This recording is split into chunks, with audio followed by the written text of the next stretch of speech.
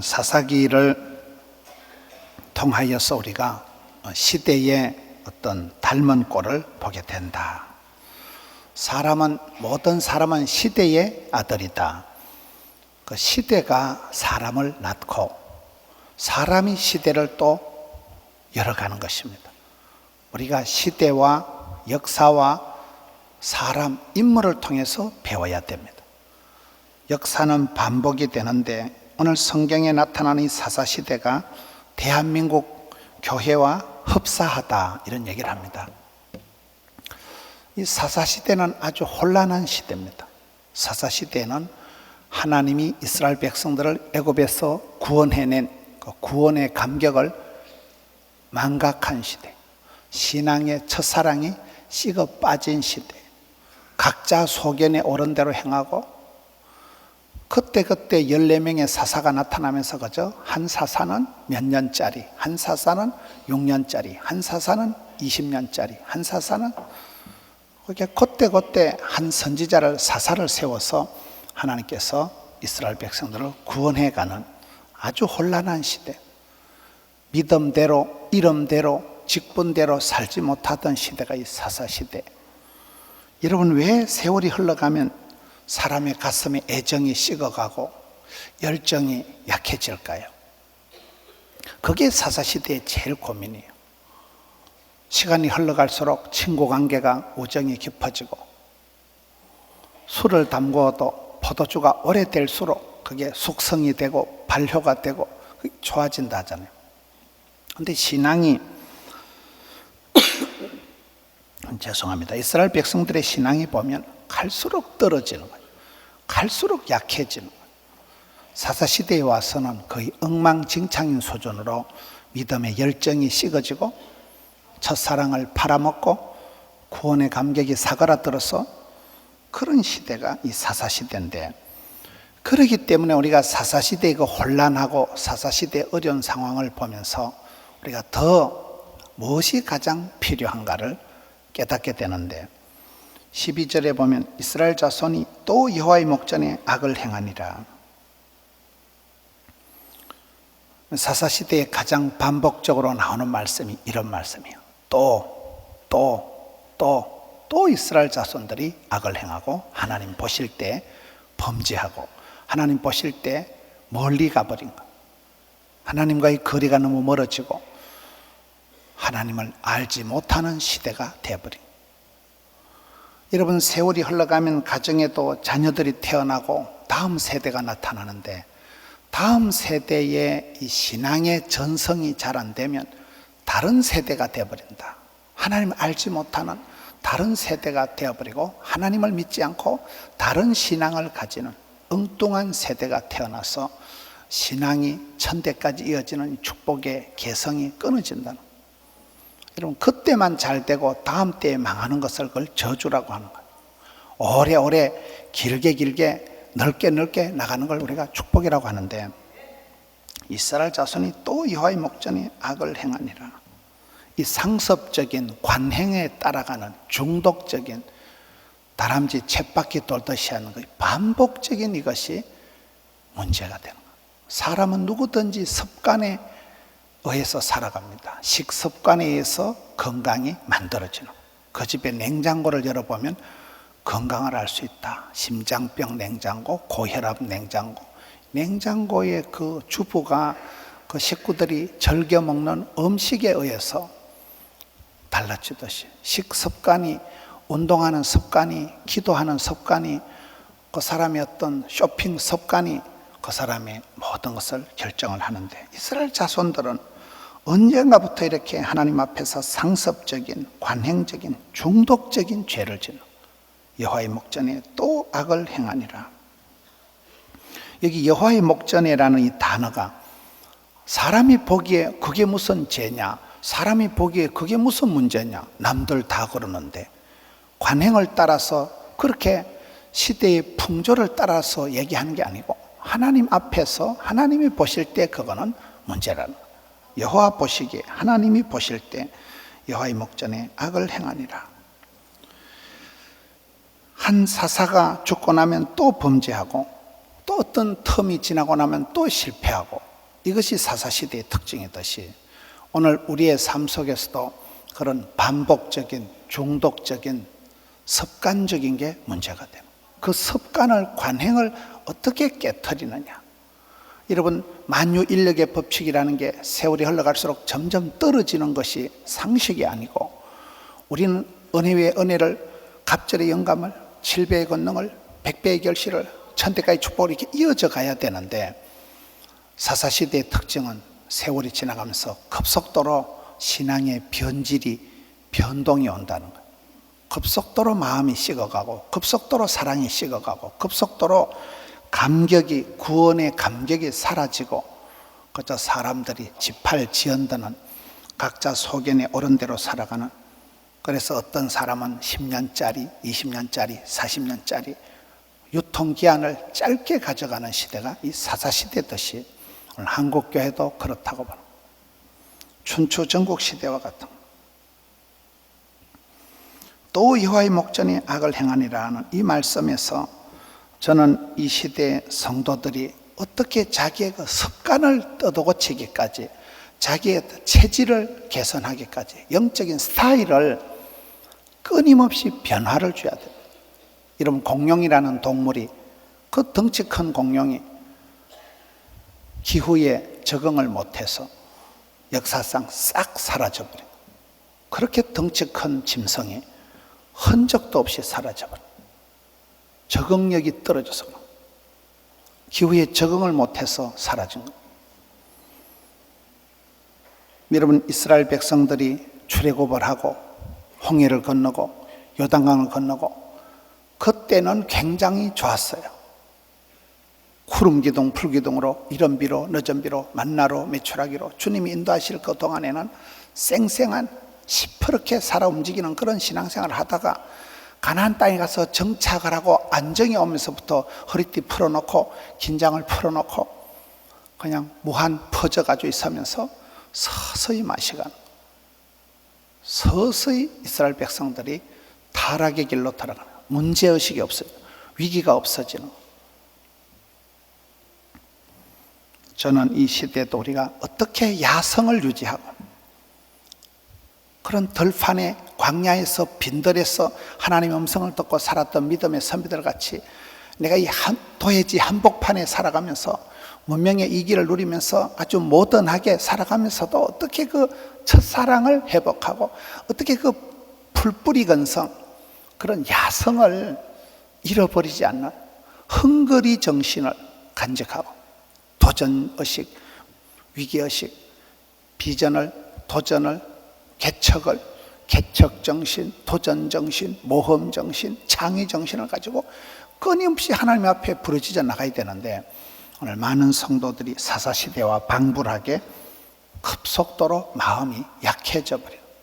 상처를 받고 시험이 드는 데는 아주 예민한데, 신앙의 지조를 지키고 하나님 앞에 끈기 있게 엎드려서 나가는 부분은 우리가 자꾸 약해지는 거예요.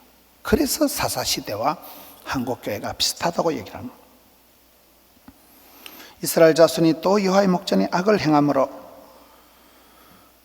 여호와께서 모압왕 에글론을 강성하게 하사 그들을 대적하게 하시매. 여러분, 사사시대의 특징은 한 시대가 지나면 계속해서 14명의 사사가 선수 교대하듯이 나타나지만은 대적도 바뀌더라고요. 어떨 때는 미디안 때문에 고생을 하고, 어떨 때는 블레셋 때문에 고생하고, 어떨 때는 가나안 족속 때문에 고생을 하고, 여기는 모압 자손, 모압의 에글론 왕을 통해서 13절에 종려나무 성읍을 빼앗기고, 14절에 모압왕 에글론을 18해 동안 섬기니라. 18년 동안 종살이를 하는, 대한민국이 일제에 36년 동안 압박을 당하듯이, 여러분, 우리가 살아갈 때 내 주변에 갑자기 사람이 나를 대적하고 평지풍파가 일어나고, 왜 저 사람이 나를 저렇게 힘들게 하느냐. 여러분, 갑자기 주변에 어려운 일이 생기는 것은 하나님이 사인을 보내는 거예요. 지금 이스라엘 백성들의 삶에서 이스라엘 백성들이 범죄하고 타락하고 엉뚱해질수록 하나님은 전혀 뜻밖의 여호와께서 모압 왕 에글론을 강성하게 하사 이스라엘을 대적질을 하게 만들어버리는, 그때 상대가 달라요. 삼손 때는 블레셋입니다. 블레셋. 기드온 때는 미디안입니다. 그때 전혀 약했던 사람이 갑자기 강해지면서 사람의 마음의 허파를 뒤집어 놓고 가시노릇을 하게 될 때, 그래서 하나님께서 오늘 여호와께서 이스라엘 백성들이 그렇게 여호와 목전에 악을 행하니까 모압 왕 에글론을 갑자기 강하고 튼튼하게 만들어서 이스라엘 백성들에게 경고를, 사인을, 도전을 준다는 사실이에요. 성도들은 삶에 어려운 일이 생길 때 모든 걸 영적으로 해석을 해야 됩니다. 왜 저 사람이 옛날에는 잘 지내다 갑자기 저렇게 이상한 소리를 하고 밤에 잠을 못 자게 이상한 말을 하고, 사람이 왜 저렇게 원수 노릇을, 마귀짓을 하고, 왜 저렇게 사람이 마음의 가시 역할을 할까요? 하나님께서 이걸 이스라엘 백성들을 심판하는 차원으로, 경고하는 차원으로 계속 사인을 주는데 하나님은 항상 외곽을 치십니다. 그 사람이 문제가 있을 때 바로 얘기를 안 합니다. 왜? 얘기를 해도 못 알아들어요. 얘기를 해도 못 알아듣기 때문에 주변에서부터 빙글빙글 돌아가면서 서서히 사인을 주는데, 이것이 눈치가 없는 사람은 갈 때까지 가는 거예요. 이스라엘 백성들을 여러분 하나님이 다루실 때에 애굽의 10가지 심판을, 제약을, 10가지 시험을 통해서 애굽을 다스릴 때 그 애굽의 바로왕이 마음이 강팍해서, 마음이 고집이 불통이 돼가지고 장남이 죽어나갈 때까지 10가지 심판을 받고야 마는 거예요. 여기도 보면 재밌는 표현이 17절에 모압 왕 에글론이 매우 비둔한 자였더라. 이 대적 에글론이, 모압 왕 에글론이 죽을 때 그 현상을 아주 돼지처럼 뚱뚱했다는 거예요. 매우 비둔했다. 여러분 엘리 제사장이 죽을 때 똑같은 표현이 나옵니다. 비둔한 연고로 자기 몸을 가누지를 못하고 의자에 앉아있다 쓰러져서 목이 부러져 죽은 사람이 엘리잖아요. 비둔했기 때문에 죽었다는 거예요. 이게 에글론 왕이 나중에 죽는데 한 가지 이유가 비둔했기 때문에 몸을 이기지 못하고, 몸을 잘 가누지를 못하고 이 에훗이라는 사사의 손에 한 방에 쓰러지는 거예요. 여기서 비둔했다는 것은 살이 쪘다는 얘기가 아니고 영적으로 센서 기능이 약해졌다, 둔감해졌다, 맛이 갔다, 느낌을, 감각을, 눈치를 못 차리는 그런 정도의 어리석고 그런 망각해진, 몸과 마음이 둔감해진 것을 우리가 비둔했다, 성경이 이렇게 얘기하는 것입니다. 하나님께서 그때마다 대적을 세우시는 분, 멀쩡하던 모압 땅에 에글론 왕이 갑자기 강해져서 이스라엘을 괴롭히는데 18년 동안을 압박을 하고 이스라엘 백성들이 18년 동안 조공을 바쳐야 될 만큼 그렇게 참 비열한 시대가 와버린 거예요. 여러분 축복은 뭐고 저주는 뭡니까?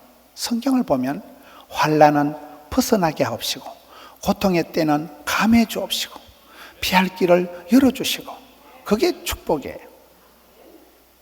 이게 어렵고 병들고 눈치 보고 빚지고 가난하고 그런 시절이 18년, 20년, 40년이 길어질수록 그게 저주예요. 이스라엘 백성들이 감각이 떨어지니까, 영적인 감각이 떨어지고 주객이 전도된 삶을 살아가, 하나님도 필요 없고 이제는 등 따시고 배부르고 극도로 쇠약해지면서 정신줄 놓고, 여러분 다음 세대가 태어나면 그 다음 점점 성성장구하고 이렇게 천대까지 이어지는 역할을 해야 되는데, 다음 세대가 다른 신앙을 가지면서 다른 세대가 되어버린다는 거예요. 어디든지 여러분 바톤 주자가 있고 어디든지 이어져야 돼요. 호흡이 끊어지지 않고 이어져야 되고, 물이 끊어지지 않고 졸졸졸졸 계속 물된 동산, 물이 끊어지지 않는 샘물 같은 복을 받아야 되는데, 어느 순간 우리의 신앙의 맥이 끊어지고 사업에 자금줄이 막히고 이 끊어지는 게 문제인데, 여기에 18년 동안을 노예 생활을 18년 동안을 조공을 바치면서 그런 생활을 하게 돼요. 아주 재밌는 표현들이 많이 나옵니다. 보면 여기 18년 동안을 이렇게 조공을 섬기다가 15절에 보면 이스라엘 자손이 여호와께 부르짖음에, 항상 사사시대에 숨통이 트이는 것은 이스라엘 백성들이 부르짖는 거예요. 부르짖는다는 것은 곱게 기도하는 걸 말하는 게 아닙니다. 똥줄이 땡기게 부르짖는 거예요. 숨이 넘어가듯이 지금 다급한 외마디 소리, 이걸 부르짖는다고 하는 거예요. 옛날에 우리나라는 궁궐에 불이 나도 양반들은 절대로 들고 뛴다거나 소리를 지르는 법이 없다는 거예요. 어간을 갖추고 갓을 쓰고 도포를 차려입고 불이야, 그래 천천히 걸어가시다가 다 탔다는 거예요. 여러분, 불이 났는데 뭐 어간을 갖추고 점잠 피울 게 뭐가 있냐 이 말이에요. 다급하지요. 우리 신앙생활이 그렇다. 하나님 앞에서 내가 체면불구하고 은혜 보좌 앞에 담대히 나가서 그냥 주여 살려주옵소서, 주여 도와주옵소서, 이게 부르짖는 기도예요. 사사시대의 한결같은 내용이, 또 하나님 앞에 죄를 짓고, 그래서 하나님께서 또 대적을 붙여서 경고를 하고 사인을 주고 고통이 오고 문제가 생기니까 그때서 이스라엘 백성들이 화급해서 하나님 앞에 소리 지르면서 하나님 살려만 달라고, 이 병을 고쳐달라고, 이 암병을 고쳐달라고, 이 문제를 넘어가게 해달라고 그때 똥줄이 땡겨가지고 부러지질 때 하나님께서 예레미야 33장 3절에 너는 내게 부러지져라, 그리하면 내가 응답하겠고 크고 비밀한 일을 보이리라. 성도가 사는 길은 기도밖에 없는 거예요. 기도의 자리를 깊이 유지하고, 기도의 자리를 사수하고, 기도의 대상을 확대하고, 기도의 응답을 확신하고, 기도의 시간을 확보를 해야 되는데, 여러분 사사시대와 지금 한국교회가 같다는 것은 별로 심각한 문제가 없어 보이는 거예요. 가나안 땅에 무사히 도착해서 젖과 꿀이 흐르는 가나안 땅에 살아가니까 현대 사회가, 여러분 뭐 남북이 대치가 되어 있지만요, 전쟁이 일어나리라고 별로 생각을 안 해요. 사람들이 그대로 흥청망청 지나가는, 사람들 속에 위기의식이 없는 거예요. 그래서 성경의 팔복의 말씀은 8가지 복은 뭘까요? 마음이 가난한 자가 복이 있고, 애통하고 우는 자가 복이 있고. 왜 그렇습니까? 가난이 교사예요. 시장이 반찬이에요. 우는 아이 젖주는 법이에요. 오늘 성도들의 삶에 애절함이 없어지고 간절함이 없어지고 그런 아쉬운 마음이 없어지고 뭐 등 따시고 배부르고 적당하게 먹고 살만 하니까 기도 생활이 약해지는, 그것이 서서히 둔감하게 되는, 서서히 맛을 잃어가는, 서서히 영적인 감각을 상실해가는 그런 단계로 가는데, 여기에 이스라엘 백성들이 하나님께 부르짖으니까 여호와께서 그들을 위하여 한 구원자를 세우셨으니, 저는 성경을 볼 때마다 우리 하나님은 도매도 잘하시고 소매도 잘하신다. 이스라엘 백성들이 집단적으로다가 부르짖고 울고불고 할 때 하나님 항상 소매급으로 응답하십니다. 애굽에서부터 수백 년 동안을 못 살겠다고 기도하고 부르짖고 합심해서 그렇게 소리 지를 때 하나님은 한 사람 모세를, 한 집안의 셋째 아들 모세를 보내주셔서 걔가 80년이 되어서 그때 이스라엘 백성들을 출애굽시키는 지도자가 되잖아요. 거의 그렇습니다. 조직이나 분위기나 시스템이나 스펙이나 환경이 아니라 한 사람, 하나님 마음이 합한 사람, 한 사람, 쓰임받는 한 사람만 보내면 한 사람이 역사와 문제와 모든 걸 해결해버리는, 저는 지금도 그렇다고 보는 거예요. 기도는 길어도 응답은 순간이다. 여러분 오랫동안 기도해도 집안에 사위가 하나 들어와서, 며느리가 하나 들어와서 오랜 세월 동안 기도했던 것이 한 사람을 통해서 하나님이 한 방에 해결하시는데, 이게 한 선지자를 세운다는 거예요. 한 사사를, 한 구원자를 세우신다. 우리가 사사기를 가만히 보면 수많은 사사들이 나타나는데, 이 사사시대가 혼란하니까 이 문제를, 이 난제를 누가 해결할 것인가? 그때 하나님은 사사를 달리 보내요.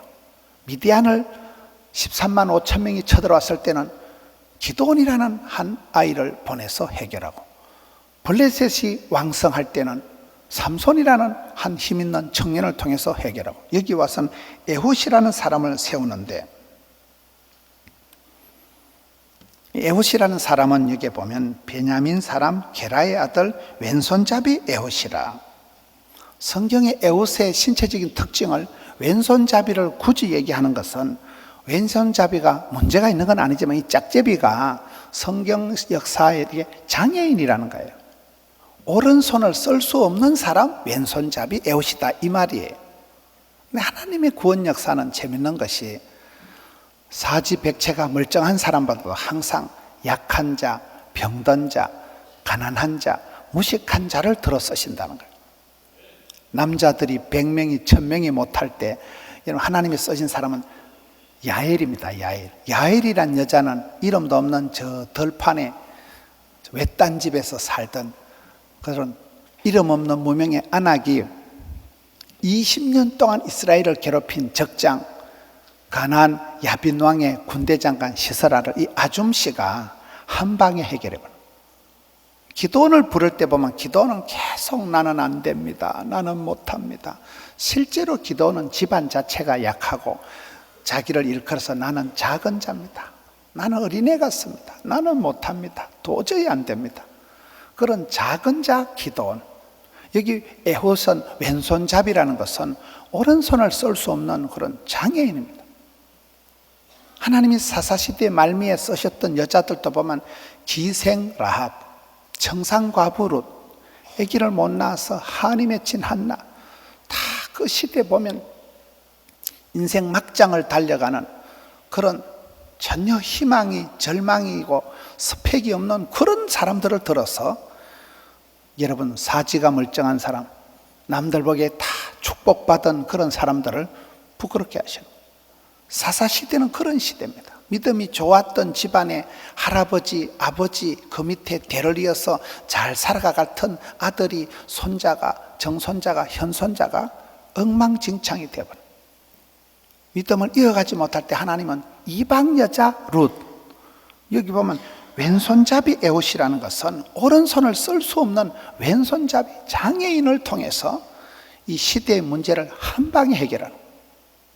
그래서 우리가 누구든지 가망이, 소망이, 희망이 있는 것은 우리 하나님은 스펙이 좋고 인물 잘나고 집안 좋은 사람을 쓰는 법이 없어요. 그런 사람들은 비둔한 사람들입니다. 마음이 뚱뚱한 사람들, 생각이 뚱뚱한 사람들, 아쉬움이 전혀 없는 사람들, 하나님이 필요하지 않는 사람들이에요. 여러분 여기에 사사들을 보면 한결같이 사사시대의 그 혼란한 시대에 계속해서 하나님이 여러 사사들을 보내면서 결론은 이 사람 저 사람이 아니라 우리의 삶에는 참으로 하나님만이 우리의 진정한 사도요, 사사요, 오리지널 우리의 삶을 판단하고 우리의 삶을 구원해 주는 분은 하나님뿐이다. 그것을 계속해서 이 대타들을 내세우면서 오리지널을 보여주는 거예요. 사람 의지하지 마라. 엉뚱한 것 자랑하지 마라. 그거 다 부질없는 거다. 시대가 달라지면 문제도 달라지고 그때그때 위기가 오는데 이스라엘 백성들이 사는 길은 하나님을 구하고 하나님의 성호를 부르고 하나님 앞으로 나가야 되는데 이스라엘 백성들의 역사를 보세요. 얼마나 이스라엘 백성들이 어리석고 미련 곰티 같은지. 여러분 애굽에서 죽는다고 독립시켜 달라고 하면 광복이, 해방이, 구원의 역사가 나서 애굽에서 나오고 난 뒤에는 어디로 갈까요? 나중에 가서 보면 아수르에 들러붙는 거예요. 아수르가 망하고 나면 정신을 차리는데 그 다음에는 바벨론에 또 끌려가는 거예요. 바벨론의 눈치 코치 보며 살다가 바벨론이 망하고 나면 정신을 차려야 되는데 메데, 파사, 페르시아, 우리 예수님 오실 때까지 로마의 속국 생활을 했던 사람들이 이스라엘 백성들입니다. 저와 여러분도 그런 거예요. 이리 갈까 저리 갈까 차라리 돌아서 갈까가 아니고 하나님 품으로 파고들어야 되는데 별꼴을 다 당하고 별 어려움을 다 당하면서도 이 사사시대의 이스라엘 백성들처럼 계속 하나님을 의지하지 않고 또 사람 찾고 사람 아쉬워하고 사람 의지하다가 낭패를 당한다. 그 사람이 유통기한이 끝나면 또 끝나는 거예요. 부러지점에 한 구원자를 세우셨으니 베냐민 사람 게라의 아들 왼손잡이 에옷이라. 왼손잡이니까 이 적들이 볼 때 저 사람이 뭐 우리 임금님을 어떻게 해코지 하겠나, 전혀 경계를 할 수도 없고, 왼손잡이니까 칼을 숨겨 들어가기도 쉽고, 하나님은 약자를 강하게 쓰시는 그 약점이 오히려 강점이 돼요. 우리가 살아갈 때 많은 부분에 강점이 인생을 망치게 하는 게 많습니다. 머리가 좋은 사람이 사기치지 머리가 나쁜 것들은 사기를 칠 수가 없어요. 머리가 좋은 것들이 사기치다 사기당하는 거예요. 원숭이가 나무에 떨어지는 거예요. 그렇잖아요. 인물이 좋은 사람이 문제가 생깁니다. 영 인물이 안 생긴 것들은 문제가 생길 여지가 없어요. 인물이 잘생긴 것들이 꼴값을 떨다 자빠지는 거예요. 그렇잖아요.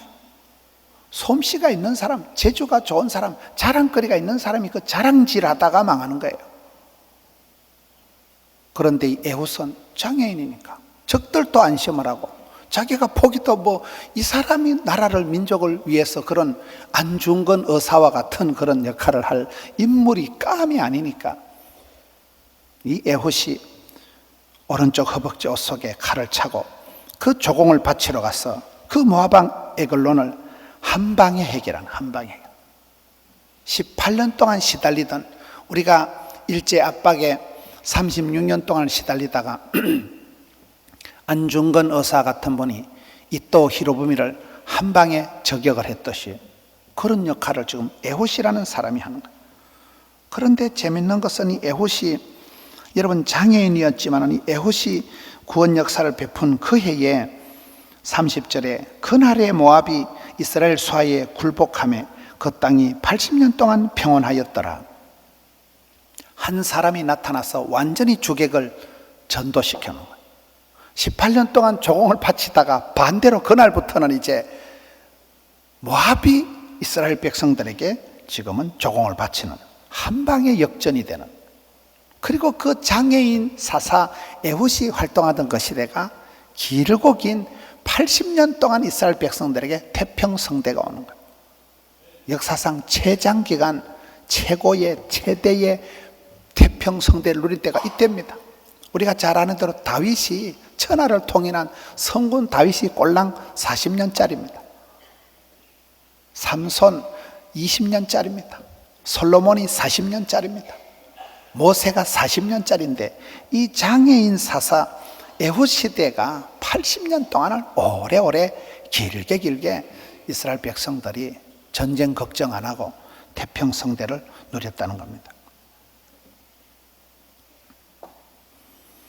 저는 이 시대 우리 성도들의 삶 속에서 어떻게 하든지 이 컨디션 조절을 잘해가지고 영적인 감각이 떨어지지 않도록, 구원의 감격이 사그라들지 않도록, 신앙의 불씨가 꺼지지 않도록, 이 사사시대는 그게 최고 문제였어요.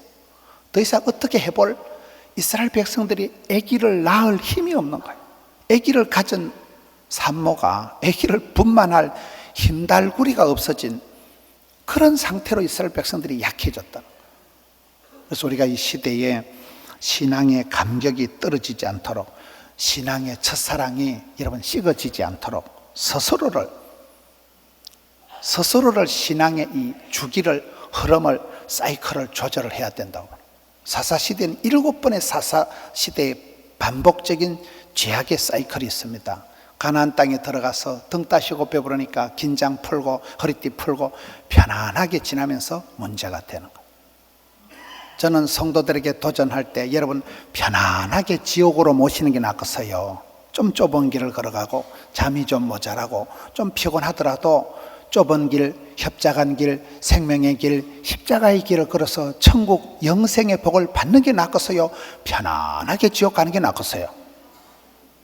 대답을 잘 못하시겠죠? 이스라엘 백성들이 가나안 땅에 정착하고 나니까 문제가 없어진 거예요. 더 이상 싸울 대상도 없고 문제도 없어지고, 이제는 뭐 홍해 건넌 지도 오래고 여리고성 무너뜨린 지도 오래되고, 감격이, 사랑이 식어지면서 문제의식이 없어지면서 비둔해지기 시작합니다. 서서히 살이 쪄서 영적으로 둔감해지고 정신줄 놓고 긴장감이 없이 살아가니까 모든 게 문제가 돼요. 힘도 없고 그때부터는 야성이 줄어들어서 전투력을 상실해서 문제가 되는 거예요. 제가 지난주에 어떤 신문을 보니까 재미있는 글들이 있더라고요. 강원도 하천군에 산천어 축제를 하는데 보통 겨울철은 관광 비수기인데 이 강원도 산천어 축제는 고정관념을 깨고 9년 연속 방문객이 100만 명을 넘었었다는 거예요. 외국 CNN에서는 세계 겨울의 7대 불가사리 중에 하나가 이 산천어 축제라는 거예요. 강원도 꼴짝이에요. 그 무슨 사람들이 한겨울에 무슨 여행을 가건너 하는데 그 산천어 축제, 빙어 축제 그거 하는데 100만 명이 오고 외국인들이 5만 명씩 온다는 이 고정관념을 깨뜨렸다는, 저는 그 부분이 솔깃한 거예요.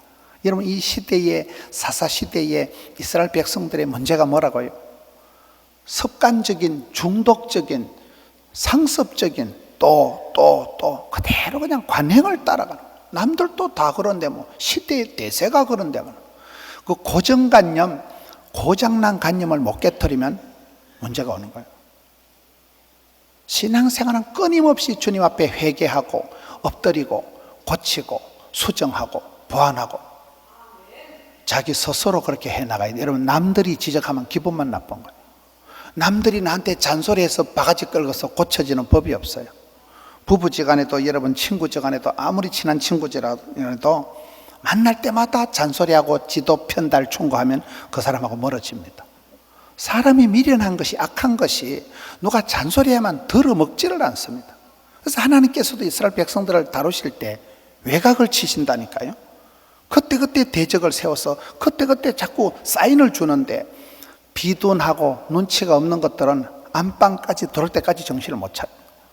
장남이 자빠질 때까지 가는 게 그게 애굽 사람들이고, 그게 이게 비둔한 애걸론이 몸을 이기지를 못해서 센서 기능이 작동이 안 돼서 둔감에 빠져서 망하는 거예요. 저는 우리 성도님들이 어떻게 하든지 그 첫사랑, 가슴이 두근반 생각하는, 가슴이 두근거리는 그 설레임이 있는 그런 첫사랑의 감격을 유지하고, 어떻게 하든지 그 젊은 날 어려운 시절에 밑바닥에서 살아갈 때 눈물의 빵을 먹으면서 그 야성을 유지하면서 풀뿌리 건성을 가지고 사막에 던져놔도 도마뱀 잡아먹고 땅굴 파고 기 나올 정도의 그런 야성을, 전투력을 가지고 있어야 되는데, 어느 날 보면 조금 먹고 살만하다고, 어느 날 등 따시고 배부르다고 긴장을 풀고 위기의식도 잃어버리고 기도의 끈을 놓아버리고 하나님과 멀어져, 하나님과 점점 멀어지고 세상 풍조를 따라서 그저 세상 사람들이 외치는, 저는 요즘 TV를 보면, 제가 TV를 워낙 좋아하니까 뭐 맨날 무슨 뭐 삼시세끼, 뭐 자연인, 뭐 패션, 뭐 기껏 해봐야 먹는 거, 입는 거, 뭐 그런 것만 방송이 나오더라고요.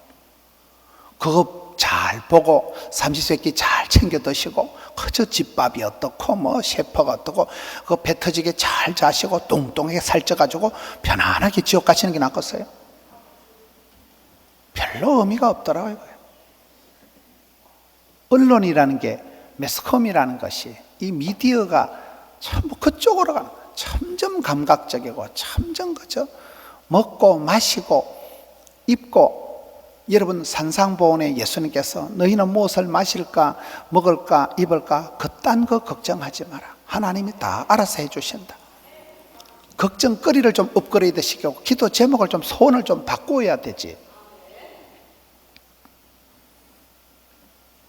이 시대가 혼란할수록, 여러분, 이 시대가 그래 어려울수록 성도들은 더 주님의 품을 파고들어야 돼. 이 사사 저 사사가 나타나지만은 내 삶을 온전히 주장하시고 다스리시고 나를 구원해 주실 분은 예수님밖에 없구나. 그래서 갈라디아 4장 4절에 보면 때가 참에 예수님이 오셨다는 거예요. 이 시대가 정치, 경제, 사회, 군사, 문화 어떤 부분을 봐도 소망이 없는 시대가 되어버리고 막장을 향해서 달려가는 시대가 되니까 예수님께서 때가 참에 모든 것이 무르익어서 마일리제가 차서 마침내 이 땅에 오셔서 온 세상을 구원해 주셨듯이 우리가 혼란한 시대를 살아갈수록 철저히 개인주의적인 각자 소견에 옳은 대로 살아가고 지팔지연되는 그런 사사시대와 방불한 시대를 살아갈수록 우리가 인리를 따라가면 안 돼요. 진리를 따라가야 돼요. 순간적인 맛있는 거 멋집 맛집 따라갈 일이 아니에요. 영생의 복을 주실 주님을, 영벌에 떨어지게 할 주님을 두려워하고 주님을 따라가는 혼란한 사사시대에 오히려 예수님이 왜 필요한가가 뚜렷이 보인다는 거예요. 이 어두운 시대에 사랑하는 성도 여러분, 영적인 야성을 회복하고 하나님이 주신 그런 사랑의 감격을 늘 구원의 감격, 첫사랑의 감동을 유지하면서 주님 앞에서 이쁘게 아름답게 향기롭게 영향력 있는 삶을 살아가는 이 시대에 쓰임받는 우리 성도님들 되시기를 축원합니다.